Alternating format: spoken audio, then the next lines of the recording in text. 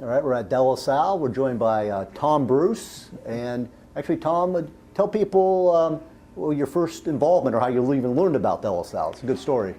Well, I'm a St. Mary's College graduate, and I was and have been, even though the football program has been discontinued at St. Mary's College, I was always involved in the football program, literally from the minute that it was given birth in modern day, by being part of the group that voted to bring back football to St. Mary's as a club sport.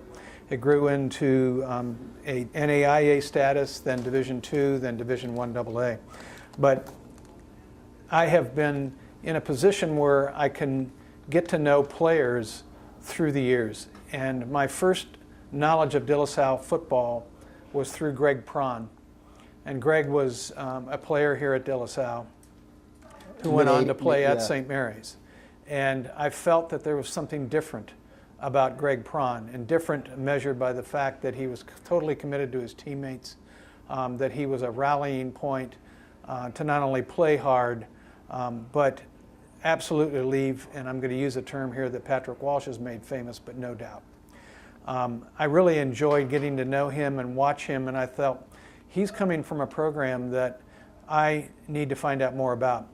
My grandfather, years and years ago, at the turn of the century, in 1900 exactly, won a track letter at the University of Missouri.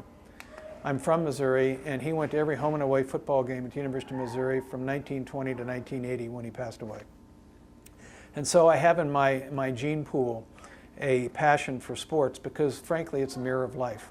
Accountability is a key word that at times in our society is missing today, of taking responsibility for your own actions, and to have expectations that are actually higher than what your coaches or your teachers may expect of you.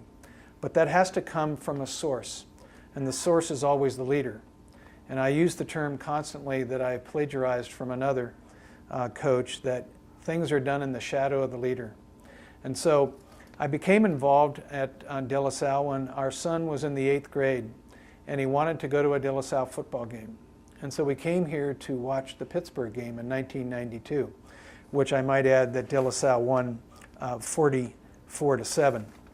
But the passion with which we saw that team play and the way the sidelines supported their, and you'll hear this term constantly at De La Salle, their brothers on the field, was something that I felt was very unique. In fact, I hadn't seen it that way with that kind of thread of enthusiasm and passion ever.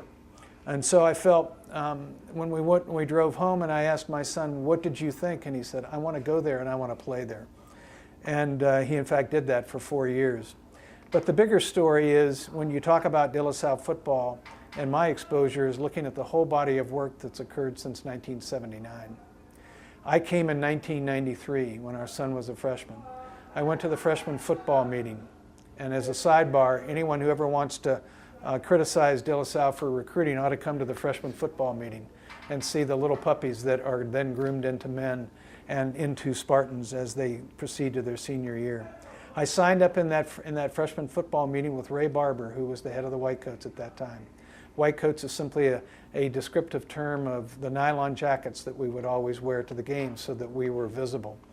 And we did everything from cleaning under the bleachers to kneeling on the field and pulling weeds to just getting the stadium ready for Spartans to play like champions. That may sound a little trite. It's not, because everything counts here. Everyone has a role, and everyone plays that role willingly. Well, from 1993 through today, I've been a Whitecoat, and I've been blessed to coordinate their activities for many years now. I actually became co-coordinator with Chris Rodriguez before he became the equipment manager.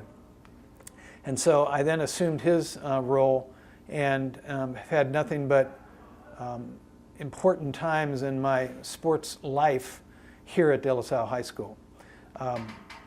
So the body of work that I refer to is the grit and the toil and the passion with which these young men prepare from the day they're first taught what it means to be a Spartan to the day they graduate.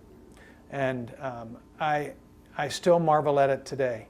It's consistent. Change the faces, change the numbers on the jerseys, but it doesn't change what gets this done. You've heard players talk about the actual strength and conditioning program here, which has been refined through the years, but the core success of it still remains with the running that occurs, the weightlifting, the bonding, the plyometrics. All of this goes into molding a team, not just from a strength standpoint and conditioning ability to play the game, but it's how they play the game. That's wonderful, Tom. And I'm trying to think, maybe we'll transition here, we'll take a break, and we'll come back and we'll talk about memorable games and moments.